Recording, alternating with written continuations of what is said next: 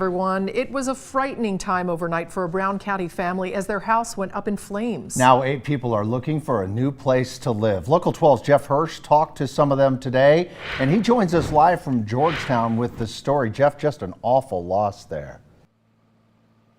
Yeah, it is really one of those situations that, if it's your house, it's just terrible. It's just terrible. You say this time of year, it's horrible any time of year, but particularly right around now, around the holidays.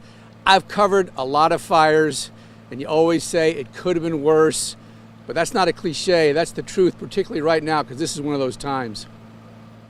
The fire broke out shortly before 1 a.m. 8 people live here, although only 1 adult and 2 children were home at the time. And where is the fire at in the house? It's in a bedroom. Everybody's out.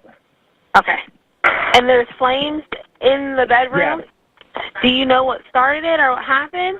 I think it's electrical. Beverly Jones was at work. She got a call and returned home to discover flames. That was all you could see, flames and smoke. There was nothing that anybody could do. The firefighters were here. They were already trying to put it out. They had tried to go in a few times to try and fight it from the inside out, but it was caving in down around them. So for their safety, they decided not to try and go back in, and they fought it as best they could from the outside. But it just, with as old as the house was and everything, it went up like a match. 2 cats made it out safely. A 3rd cat may have run away. 2 dogs, however, apparently did not survive. The little Dachshund was mine. He was 3 years old, and the black lab was my son's, and he was about 9 or 10. Yeah. They were in his room, and that's where the fire started. Obviously, it does not come close to losing your house and losing some of your pets, but there's another loss here. That car, pretty unique. It was a 2001 Super Sport Monte Carlo, had just about 400,000 miles on it, and it still ran. It just happened to be in the wrong parking spot.